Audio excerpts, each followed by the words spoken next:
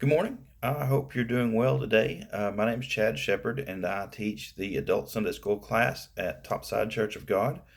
I wanted to talk to you briefly this morning about recovery and restoration. We seem to be nearing the end of the COVID 19 mini apocalypse. Um, States and cities are opening back up, and we seem to be on the path to getting back to normal. I certainly do not want to minimize or downplay the seriousness of the virus itself, but I do want to say that we are fortunate here in the South and in rural areas in general. We've been blessed with a lot fewer cases, and I want to thank God for that. Um, but nationally, the precautions that we took with the quarantining, the discontinuing of non essential businesses, etc., there has been a large impact economically on a lot of businesses and a lot of people. And, as everything begins to open back up and life starts to begin to look more normal again, I want to remind you that God's practice in the lives of his children is to use all circumstances, good or bad, to bring about good things in our lives.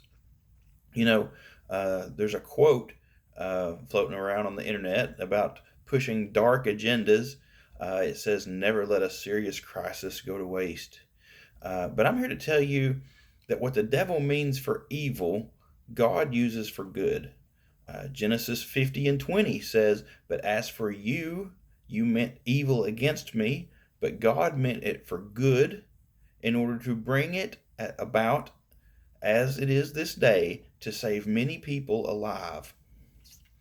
So, that verse you may know is from the story of Joseph and the miraculous way that God turned things around for him. But I want to look at a different story this morning. Um, Before David had become king of Israel, he was on the run and in hiding from King Saul, whom God had chosen to replace with David. And David had a large group of men who were loyal to him and who followed him. But one day, while David and his men were away from their camp, an enemy attacked. Now listen to 1 Samuel chapter 30, verses 1 through 6. Now it happened when David and his men came to Ziklag, that's where their camp was, on the third day, that the Amalekites had invaded the south and Ziklag, attacked Ziklag, and burned it with fire, and had taken captive the women and those who were there, from small to great. They did not kill anyone, but carried them away and went their way.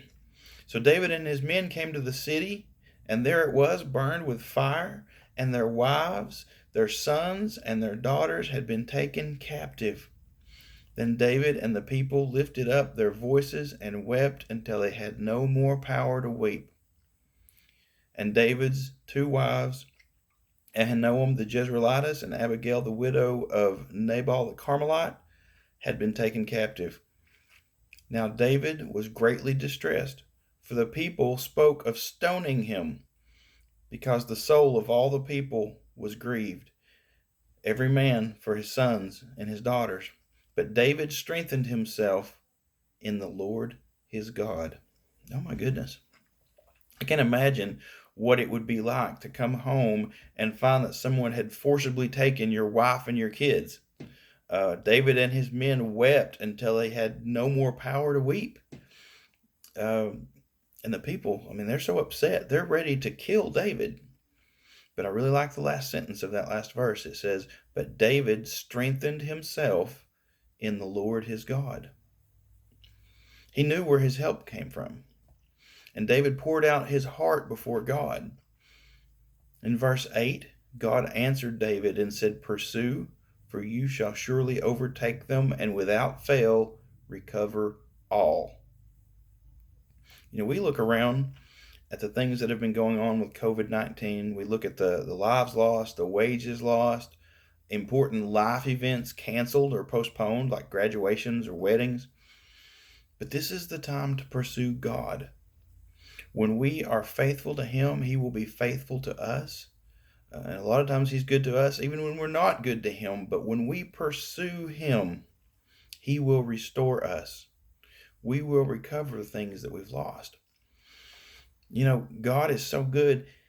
He doesn't only give us back the things that we've lost. He uses the crisis to bless us.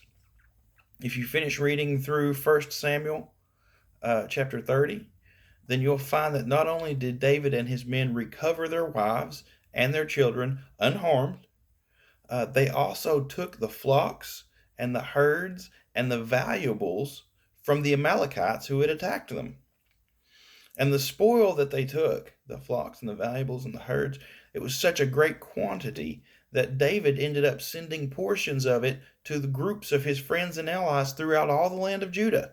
The Bible lists out 13 different groups of people to whom he sent treasure that he gained because of the crisis. That's a lot of treasure. A lot of people do not realize that you cannot get the spoil without going through the battle. Without a battle, there is no spoil. So keep these things in mind as we come out of this coronavirus crisis.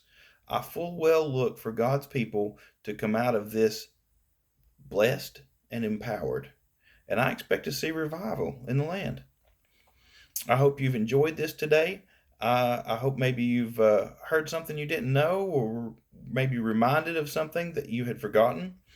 And I believe that we're actually opening the doors at Topside next week. We'd love to have you come and join us. And also, if you want to support our ministry, there's a PayPal link here on the Topside Facebook page. Thank you for listening, and God bless you.